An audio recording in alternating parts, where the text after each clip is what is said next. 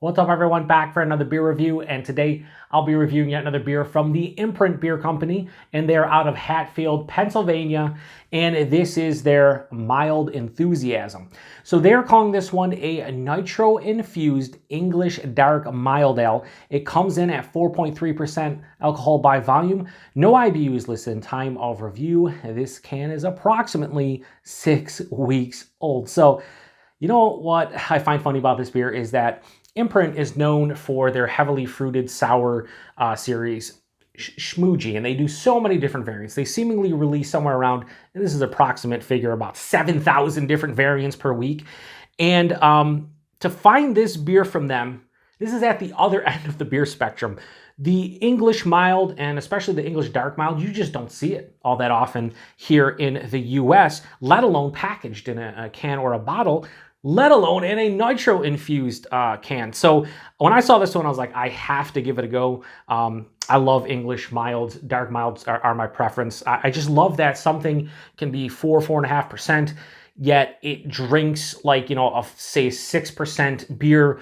And the reason why I like the dark milds is I love like the chocolate and like the toasted grain quality. The caramel has a little bit more flavor for me. So I'm really curious about this one. I hope it's delicious. We'll see what Imprint can do with this. It is nitro, so crack it, pour it hard. I don't have an official like non-ink pint glass that you typically pour these in. I had one years ago, and I'm pretty sure it broke, and I just haven't replaced it. So we got this like oversized wine glass that hopefully will be able to fit this entire can in. It's a pint, so let's go. Hard pour. Okay. So a lot of times with nitro, you give that hard pour like a left hand, and you won't have to worry about the head, going past the glass. I don't think that's going to be the case here, honestly. Yeah, so we might not be able to pour it all in for the review. I'll put the can over here, and we'll just look at it as it was supposed to cascade a little more. It cascades slightly at the bottom, but it kind of has stopped, maybe slowly cascading.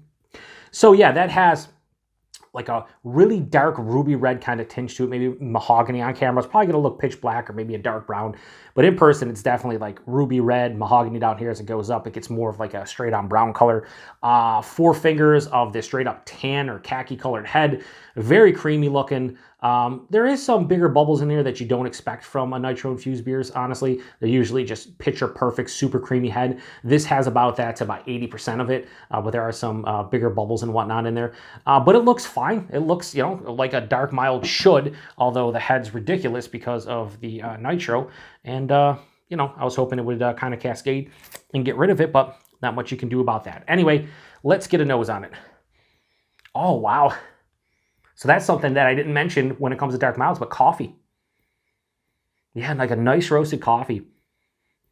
So it has like a little bit of like a toasty, roasty kind of malt quality. Then there's that coffee roast. Bitter and chocolate, like a baker's chocolate. A touch of like a caramel. Oh, man. This is why I fucking love dark milds. I love them. Oh. Now I'm getting... for my Canadian viewers, but anybody who's ever had the chocolate bar Coffee Crisp. I mentioned this before in a review over the past couple months.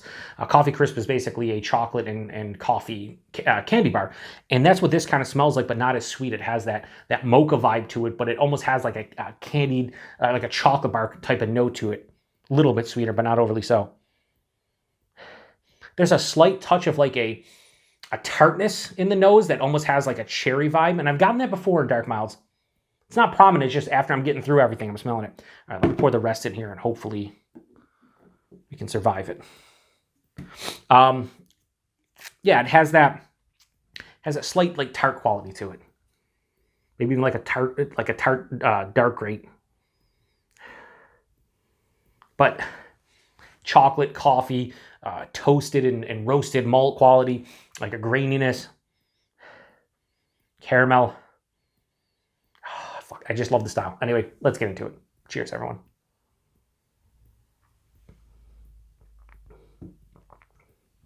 Really solid. Very, very solid. The one thing I will say is here's the thing. I bought it because it's a dark mild, and any dark mild I see now I buy. Big Ditch, local brewery here in Buffalo, New York. They did a English dark mild, part of their beer that tastes like beer series, really good. I saw this when I bought it. I know this was Nitro, and I'm like, okay, they're probably going for like a cask kind of feel where, you know, it doesn't have much carbonation. Nitro, you have that, you know, silky, smooth kind of texture to it with not any carbonation really. It seems flat. I think I could have done without it with this beer, just to be honest with you. I think I'd rather have a regular English dark mild without the Nitro, because I feel this is a little watery and it's not bringing that super creamy, kind of smooth kind of feeling you get from the Nitro. Yeah, a little bit watery. This is like straight up light body, maybe a touch over, 4.3%. Most dark milds that are well brewed, they're not super watery like this. So it's a knock on the body and the mouthfeel to some extent. I think that's the biggest detriment to this beer. But I really like the flavor. So the body and mouthfeel aside, well, again, body, light body, maybe a touch over. Mouthfeel, it's soft and smooth and creamy, but not to the extent that I would like for a beer like this that's Nitro-Infused. But the taste it's very nice. Toasted, like a toasted, slightly toasted like brown bread at the front of the palate. As it passes through, there's like a 60% cacao bar type of feeling. There's a coffee roast, a little bit of caramel. It's all mixed in together right at the front of the palate. After that, there's a touch of vanilla I'm getting, and a little bit of that slight tart like red grape. But again, it's very minute. It's extremely minute.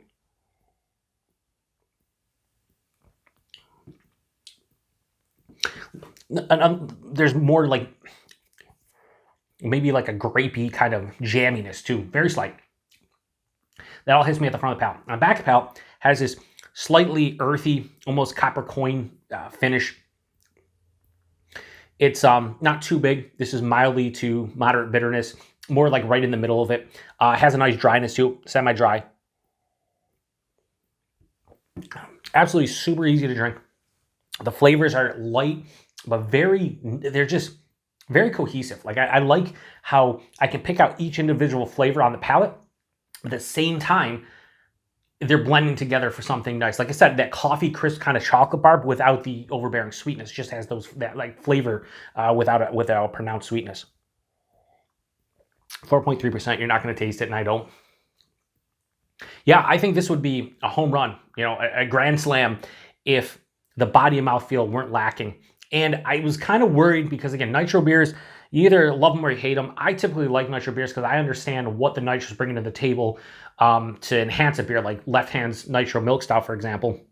I like the Nitro version better because I think that creaminess goes well with the flavors. And a lot of times Nitro will take away flavors, I find, while adding that creaminess to the body.